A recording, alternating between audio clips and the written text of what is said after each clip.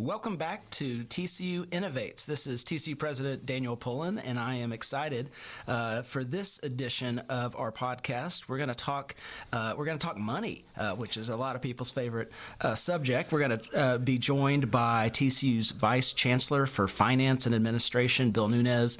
Really a remarkable leader. He has brought to TCU over 30 years of experience in higher education, with emphasis on finance and administration, institutional growth, financial sustainability, and he's been here since 2022, where he oversees budgeting and financial planning, capital development, and the overall facilities on our campus, amongst many other things. He's an expert in strategic financial management. Campus expansion has played a key role in what he's done here at TCU and at previous institutions, and he's just really the perfect leader for this function as we embark in our all-new strategic plan, Lead On Values in Action, which is a growth plan that's centered on students, that's about increasing the academic rigor and quality of the institution, growing our thought leadership, continuing to participate at the highest level of intercollegiate athletics, and doing it all in a way where we're intersecting this amazing Fort Worth, Dallas metro community like no other university in the country. It's a very exciting time, and we have a very exciting leader on our hands. So, Bill, welcome to TCU Innovates. Thank you, Daniel. It's a pleasure to be here. Yeah, well, let's start by telling our listeners a little bit about how you came to TCU. How did you make that decision? Why did you know it was the right one? And what you've observed since you've been here? Love that question. So I've been here now 3 years, as you mentioned, but I spent the last 5 years, but actually then 18 total at the University of Nebraska. I had the same job. And TCU hired a search firm that I had used in the past. And so they felt there's some alignment. They gave me a phone call. And with a little cajoling and me having to think a little bit more about it, I put my name in the hat.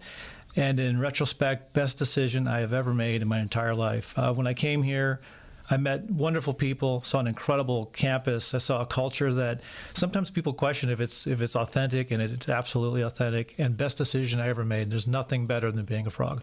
Oh, that's fantastic. Well, I feel the same way. It's just such an affirmative career decision, and you feel like at TCU, once you get there, everybody is for you, right? It's like everybody wants to see you be successful, but they almost feel an opportunity or an obligation for them to be the one that helps you be successful. That's right? so true. And that sort of shared investment in our collective progress makes pretty much anything possible, which is why this podcast is about innovation and thinking big and dreaming and all those things. And even though sometimes people will say, well, that's the guy that balances the financial statements and the books and the cuts the paychecks and all the things, it doesn't mean that isn't all wrapped up in a big vision and a strategy and a path forward and how we get there. And Very so true. I really do feel like you're the right leader at the right time at the right university here at TCU. So we talked just a little bit about the high-level components of the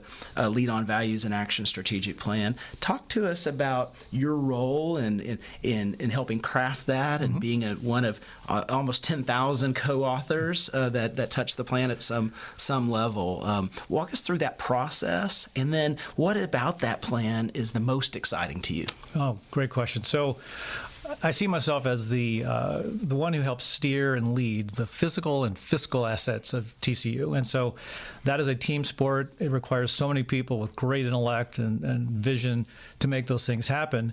The strategic plan is a incredible example of us being bold and looking into the future.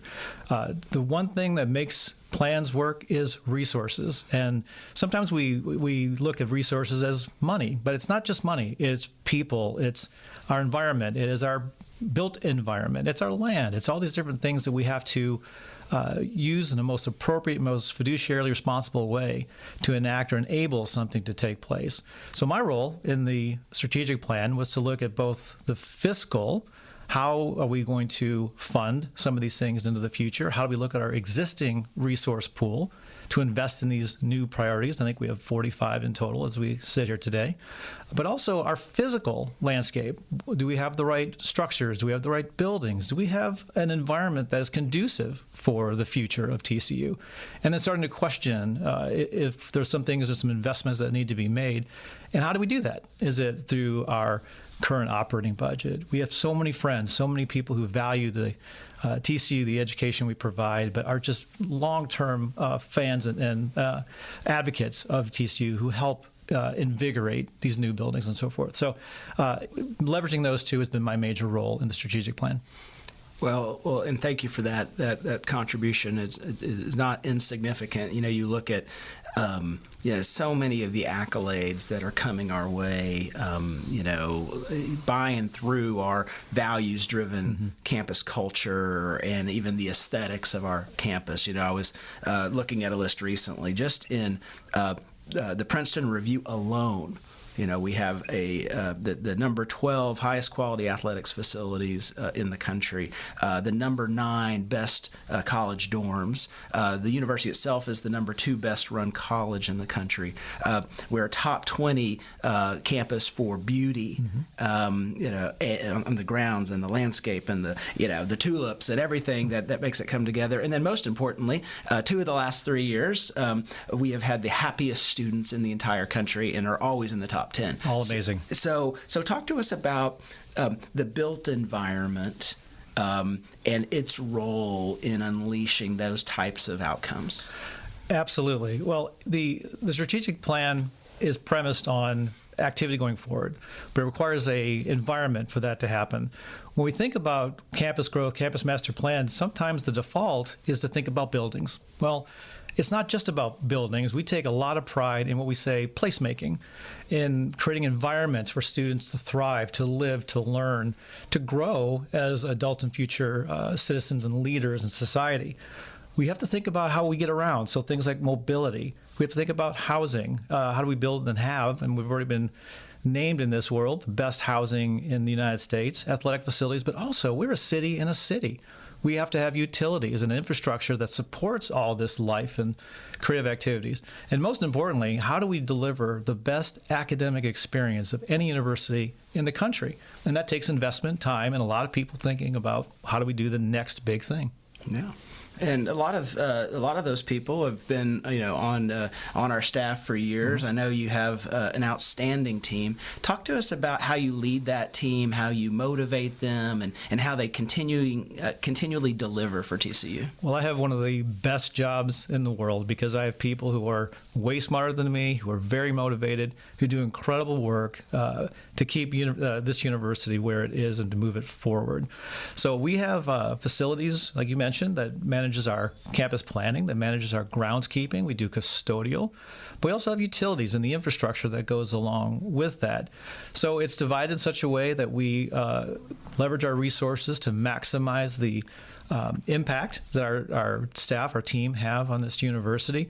We also do it in a way that's fiscally responsible. We look for ways to save and reinvest in this university.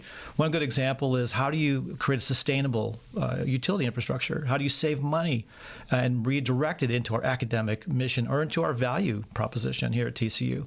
So just having the right people, but I've been so fortunate to have and to have hired some of the best people that I've ever had the opportunity to work with. Yeah, well, I see it every day when I get to interact with them, and I just love the way you marshal that most important resource here on campus is the human, right? No question. In many ways. And our humans oftentimes get to work with humans beyond the campus, yep, including leadership at the city and county and business leaders and nonprofit leaders and everybody in our orbit here in Fort Worth and the broader metro and beyond. Talk to us about those relationships and those interactions and how that works to strengthen the university and how the university works to strengthen the communities in which we circulate. Wow, super question. So we are, like I mentioned, a city and a city. And so we do rely on outside partners and influence.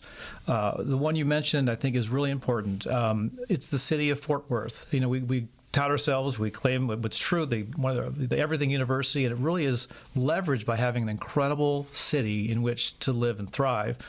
But we do rely on leadership, the city council, the mayor. We are a private university, but we provide a distinct public good. We create a lot of economic value. We create students with jobs that go into society and create value. But we do need their support. to thrive. We have relationships with financial institutions. We have relationships with the Fort Worth ISD leadership. We are nothing more than one very important element of a thriving city. Yeah. Well, I mean, I think that really allows us to go farther faster. No question. In many ways. And, I've been very heartened to see the open and candid exchange of ideas and dialogue and problem solving, because you're right, we're running a small city. Yep. We have basically every service except for a fire department, we do have a police department, we've got water towers and chilling plants and you name it. So it's really important to be good stewards and good neighbors, so to speak, with the environments around us. Talk to us. I know you mentioned that you had the same role at Nebraska. So you've seen this position a couple of different ways: a public university, a private university. How has the position evolved over the course of your time in it? Are the challenges the same, different? What's the commonality, and then what's maybe something that's new and fresh to be successful in the role? The first thing I'll tackle is the private versus public. There's nothing better than being a nimble, visionary private university with the ability to act with pace. And that's a term we hear a lot around here, because acting with pace is critical to our future success. We're not burdened by some of the bureaucracy that might exist. The evolution of my position is interesting. We look at a financial and a planning model. Sometimes it's somewhat insular, or maybe you're only dealing with a few individuals. That model's gone. It is really, you work with the totality of the university, with all leaders. You are a steward of the mission, and your job is to embrace that and work with the leaders who know more than you in their areas and meld it together for the future. So I think if there's any one takeaway of the growth, the evolution of my role, it's the broad scope and the broad nature that it's grown into, and its necessity to work with leaders across the spectrum to accomplish really great things. Yeah, well, I think that you do that very, very well, and and it's really putting the university in a great position as we look ahead, and as people look ahead, a lot of times people are focused on the growth, right? Mm-hmm. What are the next, what's the next 5 years look like, or 10 years, and how many more students, and how many more buildings, and all these things. What about what we have now, right? We have a beautiful campus aesthetically, it's highly functional, but we have buildings of different vintages, right? Some exactly. are fresh and new, and some have been here since the moment we moved TCU to Fort Worth over 100 years ago. How do we think about what exists and being good stewards and curators of our current footprint? We have about a 5.9 million square foot campus, 300 plus odd acres, growing obviously over time. We have buildings that were built, we came here in 1910, and we have buildings that are in the 20s and 30s that do require strategic investment over time. The worst thing we can do is look at starting over, right? Sometimes that is a calculus that we have to do to either not invest in a particular structure or to invest in it, but the cost would be prohibitive. TCU has been really, really smart at how we've advanced this campus, looking at the legacy buildings. Take Sadler, perfect example of a building with some investment has become a stellar building with optimal use, but yet it's over 7 years old. Those kinds of decisions have to be made as they come, right? But growth forces us to think about more structure, more square footage, but also adaptive reuse and investment. Sometimes the cheapest square foot to build is one you already have, and that means you're restoring it in place. But you sometimes have to go to the new construction to maximize the utility of that building. Think sciences, right? Very complicated buildings. And if you have STEM research or wet lab, those kinds of things, we have that, but the more we grow, the more it becomes a bottleneck, and we need to think more about investment in those kinds of structures, if that's the direction of the university. So I think it's really a calculus that we have as leadership team, as a cabinet, with the president being the decision authority, to invest most strategically in those things that have the best value of long-term longevity for TCU. Yeah. Well, I appreciate that, and that gives me a lot of comfort. That the investments we've made for the first 152 years will really be the trampoline that springs us toward the next 152 years. One of the most exciting things that we've advanced on by leaps and bounds has been the establishment of the Burnett School of Medicine. Absolutely. And the all-new facility, Arnold Hall, that was generously donated by the Arnold family, one of our trustees. Talk to us about that project, both what it is and what it could be as we look at expanding to another area, another zip code here in Fort Worth. That's a wonderful building. For those of you who haven't taken a look at the medical school or stopped in, it is a fantastic structure, and it's actually very iconic and being viewed by other medical schools across the country as the pinnacle of medical education delivery. We own about 5+ acres of land in the heart of the medical district. The School of Medicine itself takes only a small percentage of that. So we just recently completed a 2024 campus master plan, and one of the big ideas mentioned in that is the School of Medicine being a center for biomedical education. Now, the building itself is part of that overall concept or vision, but we have a huge opportunity with partnerships with all the health systems down there and being sort of this independent broker of knowledge where our only quest is success and innovation and advancing biomedical and medical education forward. So if we look at that as a next major development for TCU, we've got huge opportunity, and the thinking is it might not all have to be TCU. It could be very partner-driven. That is probably the secret of that success, is finding and leveraging TCU's brand, intellect, and leadership to the next iteration of what is biomedical education in the city of Fort Worth. Yeah, and it's just a wonderful opportunity. And again, the fact that Fort Worth as a community works together, and we have such a culture of connection between the institution and our community partners gives us a lot of encouragement that we can do something that does have impact beyond just a single institution. Right. That we can really impact and engage and promote an entire community, which is, if you think about just the whole health opportunity as a whole, it really cuts across all 4 pillars of the strategic plan, from area for student growth, an area for us to strengthen our research, scholarship, and creative activities, an area even on athletics, how Right. we support our student athletes with the latest science and care and recovery techniques, and how many of them are being educated to be the next generation of healthcare leaders after their playing days are over, Very true. all the way to a very forward statement about our intent to engage our community. Really, it is one of the great horizontal threads that stitches together the Lead On values and action plan. Agree completely. Yeah. So, well, one of the things that I'd love to do as we wrap up every podcast is to ask a common question. And as I mentioned, this podcast is about innovation and being creative and ultimately dreaming. So as you look ahead, what's your biggest dream for the future of TCU?